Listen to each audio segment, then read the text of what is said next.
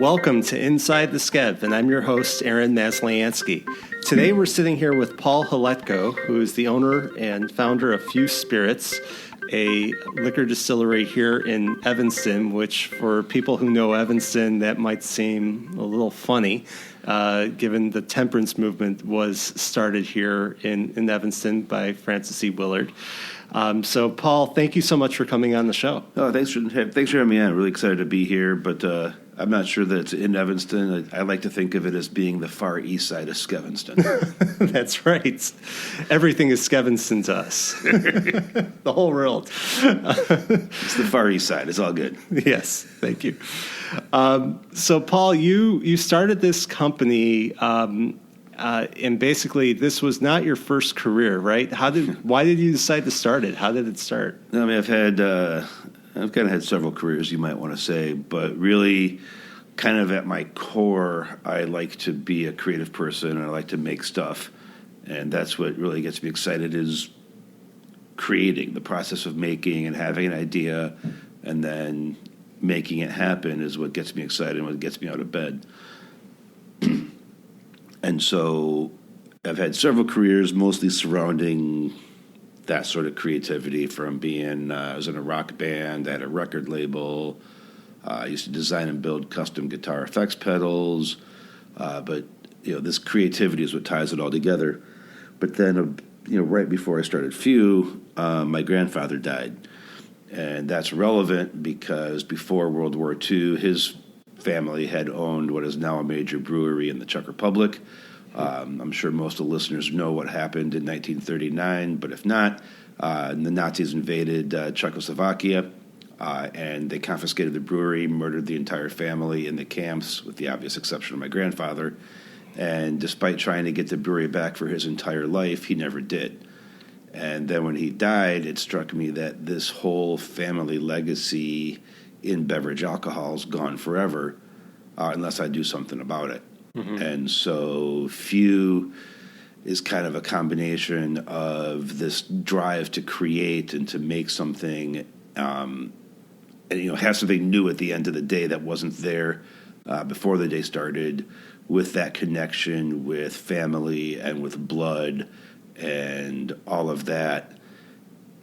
And it's a business, and it's an art, and it's creative, and it's family, and it's all these things rolled into one. And that's kind of what really instigated the beginning of FEW, was all that. Why did you decide not to make it a brewery? Well, if I did a brewery, it was always going to be in the shadow of a very, very large Czech brewery. I don't really want to be in the shadow. I want to make something new. Mm-hmm. Two, beer's fun. I like making beer. Have you made beer? I made beer at home for 20 years. Okay. I haven't for a few years because at this point, if I'm fermenting something, it better be for business. It's not going to be in 5-gallon batches, shall we say? Right. I do this for a living, but it's just kind of, it didn't seem to make sense, and no matter what I did, I would always be in the shadow, and it would always be something over my shoulder that there's this. Whereas by making liquor, making liquor is a lot more fun than making beer, and I like making beer, but liquor is orders of magnitude more fun. How so? I just like it better. I mean, and you'll find, you talk to 20 people and 19 of them will say making beer is more fun, and that's awesome. I also don't have fun making wine. I've tried making wine. I can make a perfectly below average bottle of wine. But you can make an unbelievably good shot of whiskey. And it's fun. Yeah. It's fun. It's creative. It's new. It's different. It's a major challenge. And I like doing hard things because if it was easy, everybody would do it. Right. So your liquor, though, is very, it's different than what you get from the big boys, right? I mean, what do you do differently that makes it taste so good? Well, I think being in liquor is always a challenge because our much larger competitors produce fantastic quality stuff. And I wish that weren't true because it'd be really easy to sit here and go, oh, their stuff sucks, drink mine. But that's not true. My competitors, or at least my larger competitors, make fantastic stuff. So what we do is we try to make fantastic stuff and make it taste different. And so we use some slightly different production techniques. We use different age. We use different this. We do, at its core, what we do is effectively the exact same as the big boys, but the techniques and the way we implement the techniques is slightly different, and that gets reflected in the bottle. Mm-hmm. I think there's an awful lot of science into making distilled spirits, but for the most part, the science is pretty easy. You take liquid, you boil it, and you collect the vapor. That's not particularly challenging scientifically. Yeah. But the interesting part of all of it becomes in the art, and that's where that creative comes in, is using the science to create the art that we put in a bottle every day, rather than trying to use art to put some science in a bottle. And it's a little different. And I mean, some of the things that you do differently are like the barrels that you use, or so we use different barrels. Our grain comes from different places. Our wood for our barrels come from different places. The way that we ferment is different than most. The way we distill is different than most.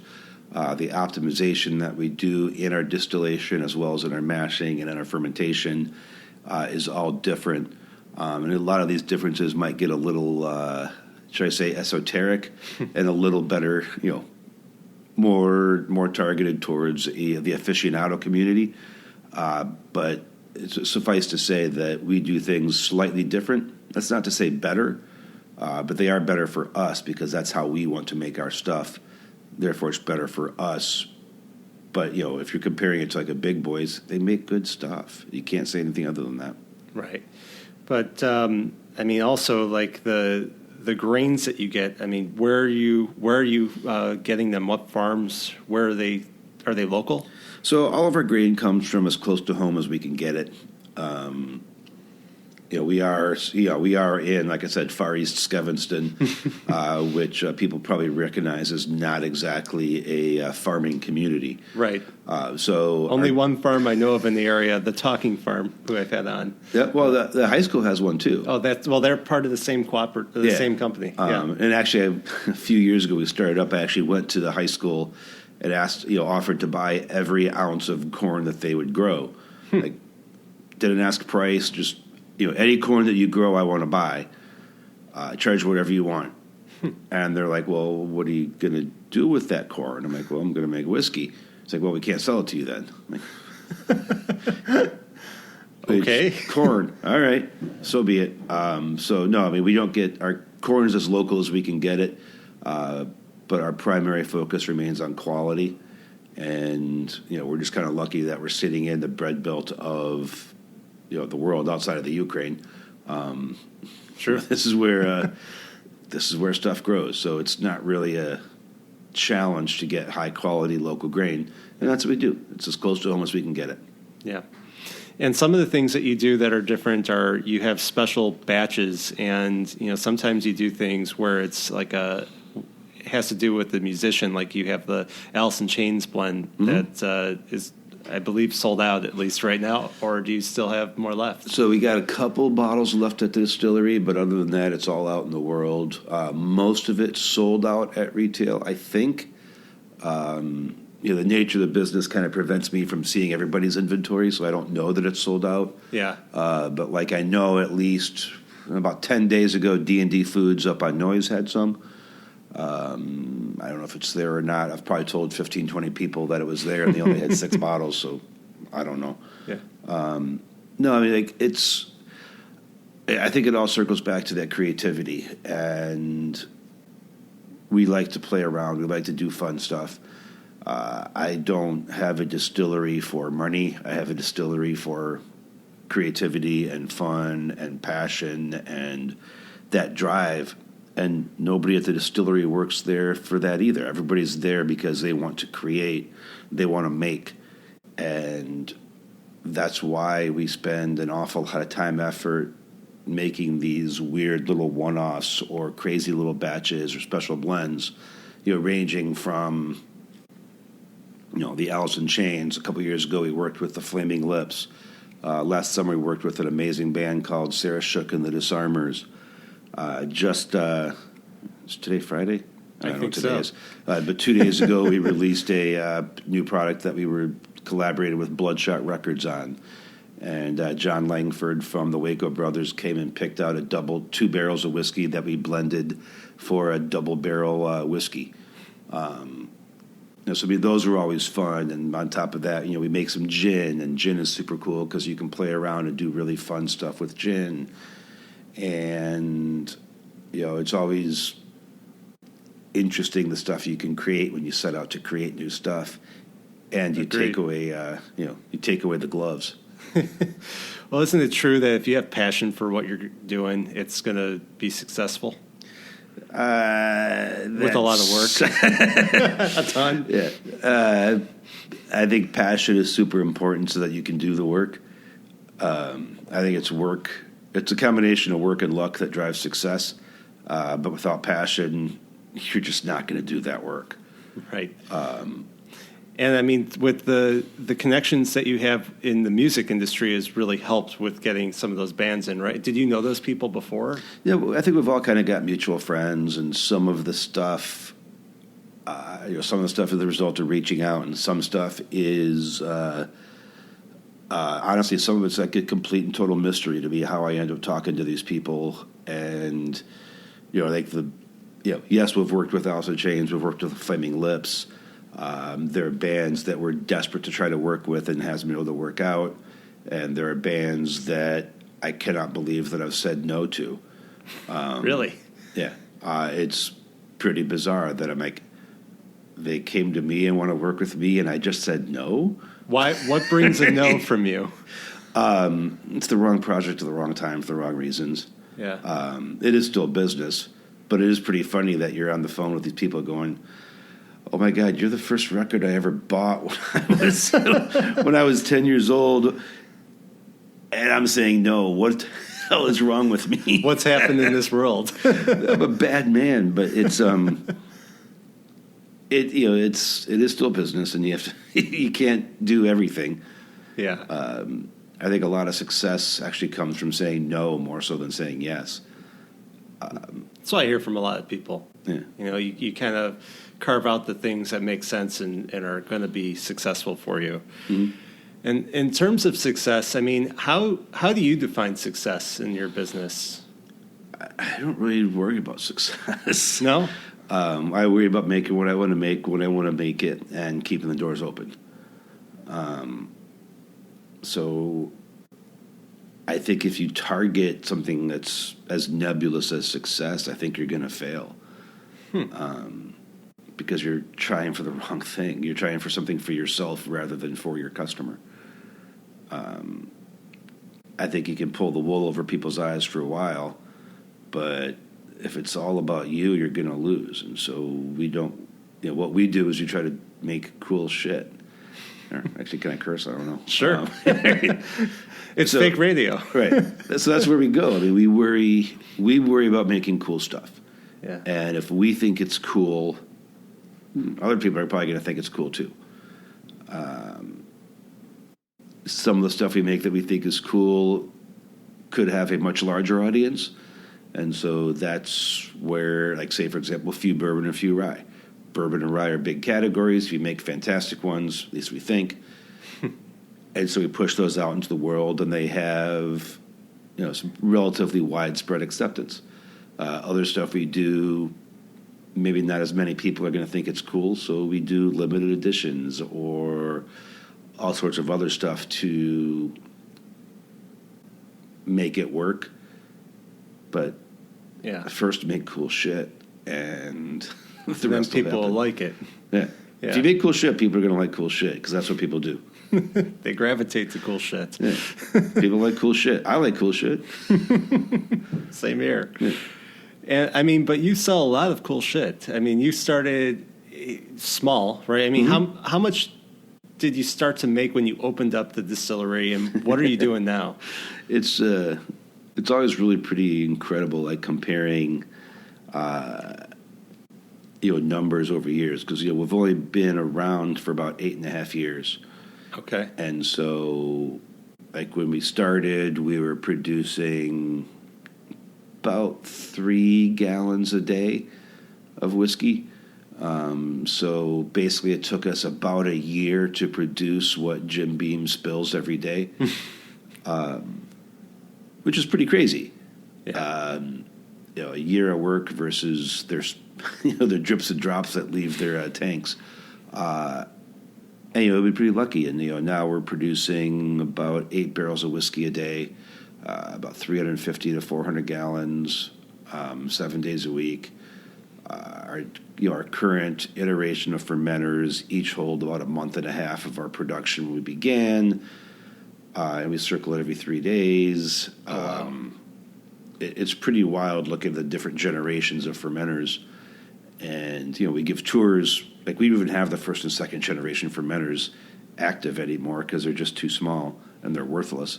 Yeah. But it's always pretty funny to show people the progression of, well, here's when we started and here's where we were. And then we got these. We're like, oh my God, we're never going to get any bigger than that. And then you show them the ones that are, more than double the size, the ones that were too big that would never get bigger than that.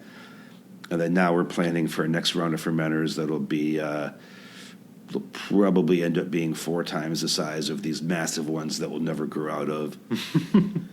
And it's pretty cool seeing what a dedicated team of insanely talented people can do. And that's what we have at FEW is this amazing team. How many people are part of that team? So directly, we have about 13 people right now. Yeah. Directly, we're part of a kind of a family of brands now, and that's kind of got about roughly about 100 people in the whole family, maybe a little bit more because we just added another company a few weeks ago. It might be like 120, 130-ish. But it's just looking into production, it was pretty cool.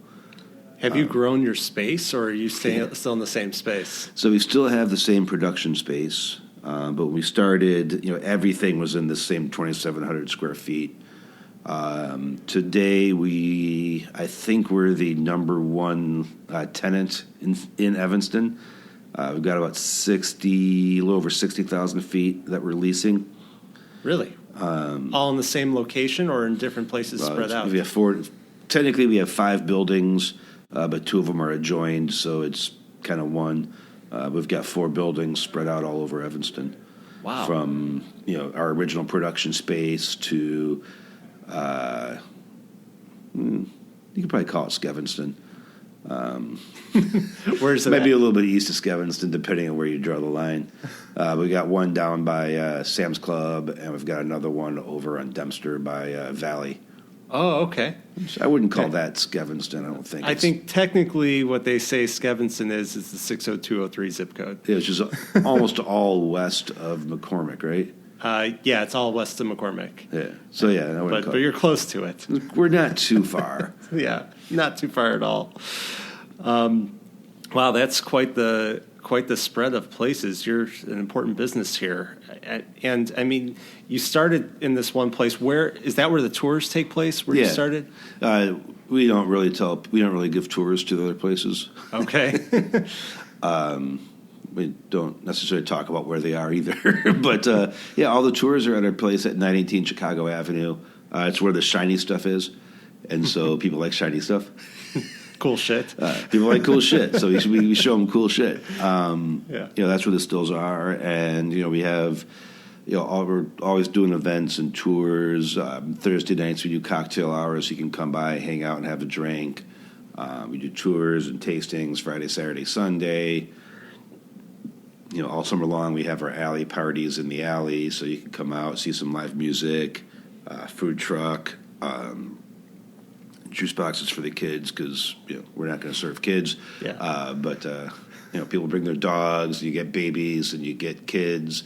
You tend to not get a lot of teenagers because they're too horrified to be seen in public with their mom and dad. But people might know they have parents. Yeah, that's pretty embarrassing. It's totally embarrassing. Yeah, that's not cool. That's not cool. It's much cooler to be hatched. Exactly. You talk about like these things that you do within the community. How important has Evanston been to what you've been trying to do? I think Evanston's been great. Working with the city has been insanely rewarding.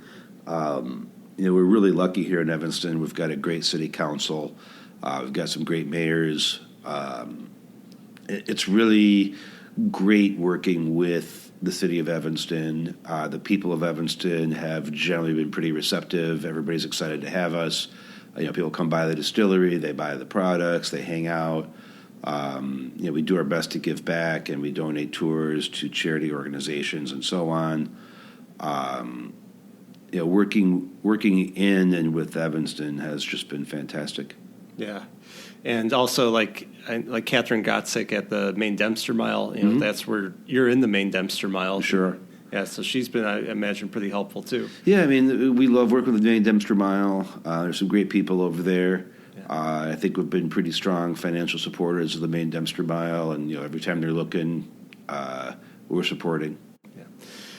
So, you're here locally in Evanston, but your product is sold around the world. Mm-hmm. And one of the things I like to point out in my show is that we're a very small, it's a hyper-local show, the Skev, Skokie, Evanston, but we're very globally connected. How many continents are your products being sold on? We're currently on 4 continents. We're waiting for the 5th. We're supposed to be on, we should be waiting for the 6th instead of waiting for the 5th, but yada, yada. No, we're sold across 50 states, about 35 countries, until some friends of ours in D.C. Got involved. We were about 1% of U.S. exports to China. We were the number 1 American craft spirit in the U.K. We had about 1/3 of the American whiskey market in Finland. We had about roughly 20% of our business, maybe 15-20%, was exported until about a year ago. Yeah. Now it's closer to 0, but that's we're just a pawn in the game. But that's incredible that you've been able to export and be around the world like that. We've had some opportunities to grow, and it's been really fun and interesting. And like the places that FEW has taken me in the last 8.5 years is incredible. I've been to Hong Kong, I've been to Tokyo multiple times. Having never been to Asia prior to FEW, now I've been there 3 times. What do you do when you're out there? What's sling and sell? Talk to tastemakers and exhibit, and talk to distributors and retailers and bars. And when I'm on the road, basically my job is to eat and drink professionally, which makes my wife irate. I leave her at home with 3 kids while I'm out eating fancy food, drinking fancy drinks with fancy people. How do you negotiate that?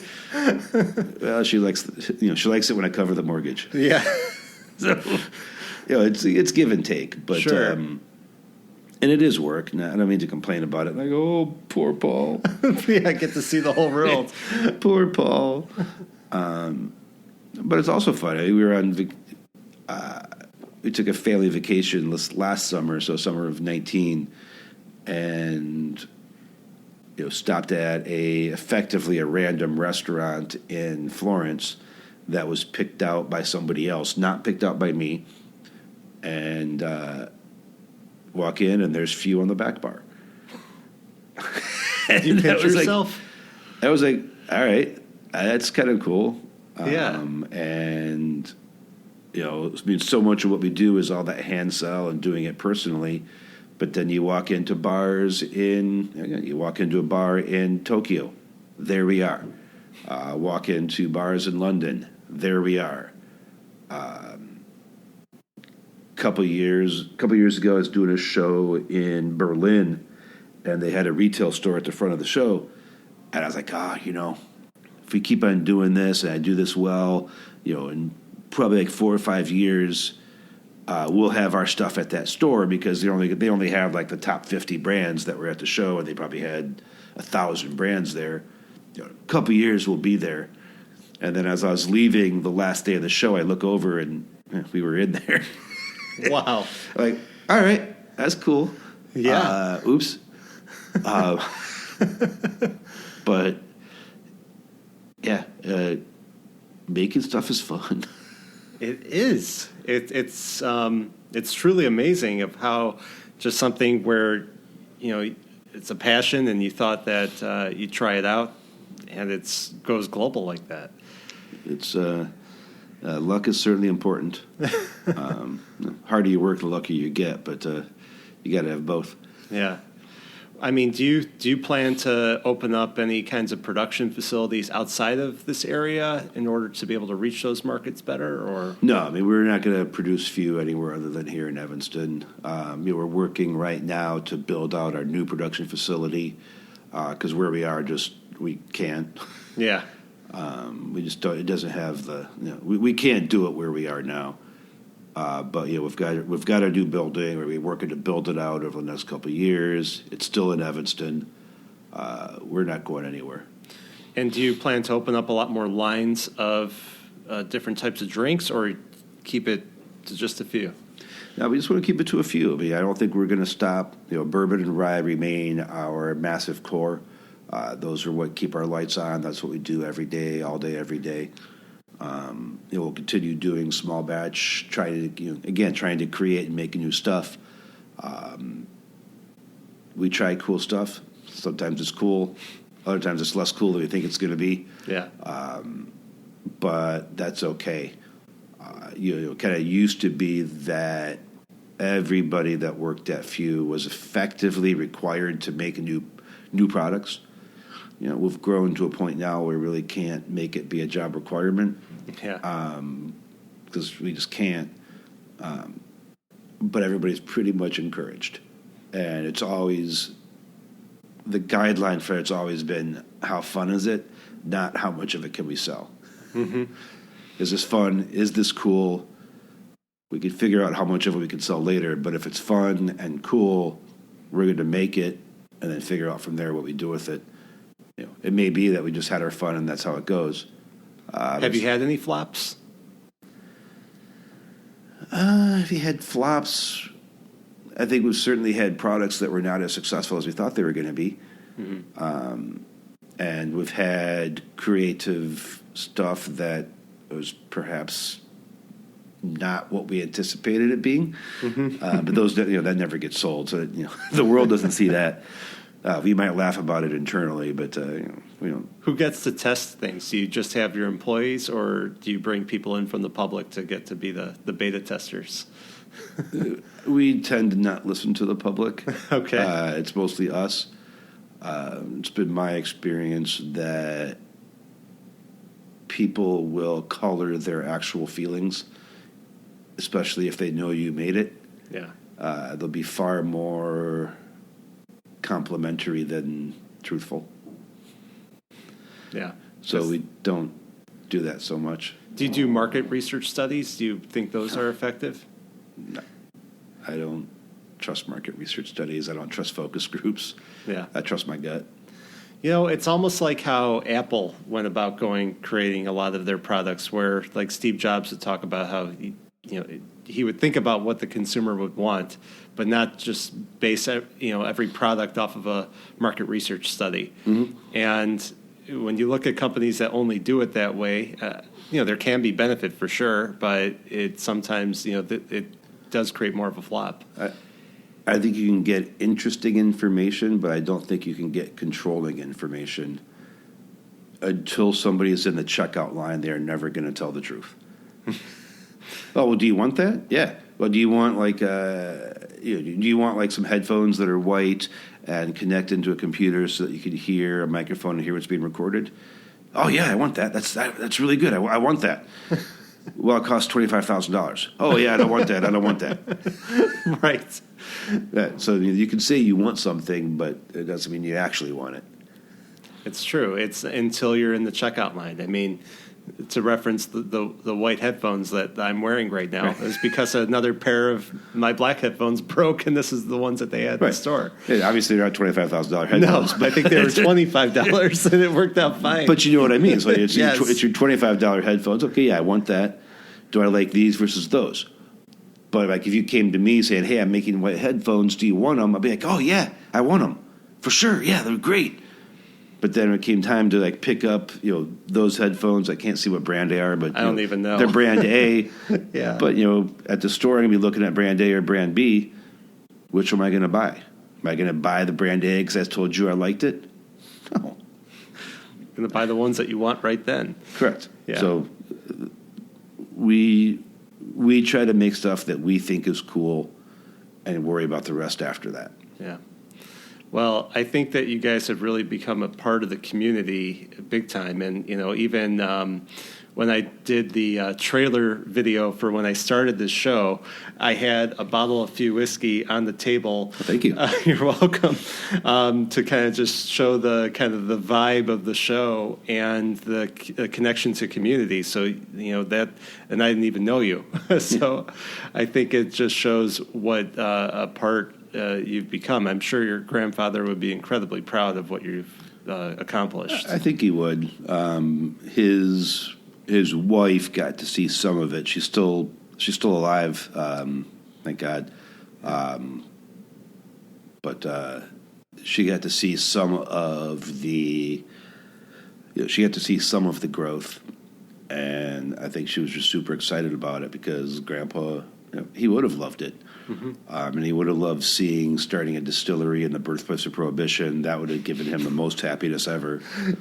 Kind of stick it to the man or woman. That's always who he was. He was always very much the double bird salute to basically everybody. Probably got him kept his life that way. Maybe. I think there's a lot of stuff that people just don't talk about it, but he was always a contrary bastard. Yeah. And I think that's kind of where I get my own contrary bastardness from, is from him. Well, it's definitely something to be proud of. Where can people find, everywhere, I guess, in the world? You can find it everywhere, but what retailers carry FEW that people should go to around here? No, I think all good retailers around here carry it, ranging from Schaefer's to Binny's and Whole Foods and Trader Joe's and Valley. Valley's a fantastic place to go. D&D Foods up on Noise. Trying to think of what else is over kind of in the Skev. But Beer on Central up on Central Street. I think Lush carries on Central Street. You should be able to find FEW pretty much anywhere in Chicagoland. If you drink, you can find it. we should be pretty much everywhere, especially at retail. Ask for us by name. If you walk into a shop and they don't have it, ask for FEW. When you walk into bars and restaurants and you're having a drink, ask for FEW. That's the number one way that we grow, is by people asking for it. Because, let's face it, retailers and bars and restaurants, they want to sell you drinks. Mm-hmm. And it's a lot easier to sell you something that you want to buy than to have to sell you on it. So it makes it a lot easier for me if you go into a bar or restaurant and they're like, yeah, customers are asking for FEW, and we haven't had it. Makes my job real easy. Yeah, they're calling you for it. Right. So that's always the thing. When you go in, ask for it. Yeah. When you see it, buy it. It's simple as that. It is. It's not hard. No. Yeah, we can only make whiskey as long as people buy it. Because as soon as if people stop buying it, we're not going to be able to make it. Right. So. And you guys are online, FEW. FEWspirits.com. We're on Instagrams. We're on the Facebooks. We're on the Twitters. We are all over your social medias. Yeah. We're all just FEW Spirits because we're distillers, not rocket scientists. We try to make it easy.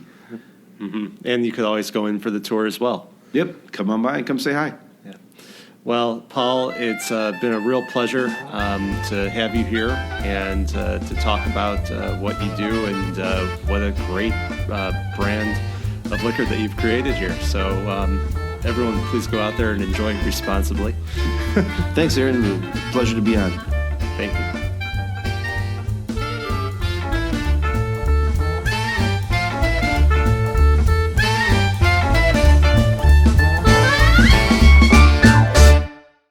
Thanks so much, everyone, for listening to this latest episode of Inside the Skev. Hope you enjoyed it. If you want to know more about the Skev and more about what I do as a real estate agent in the area, go to Evanston.com. They got a lot of great information there about exciting guests that have been on the show, live events that are coming up, and any type of information that you're looking for. And if you have any suggestions or questions for me, feel free to email me at aaron@skevinston.com. Always happy to hear from people. And thanks so much for listening, and please subscribe.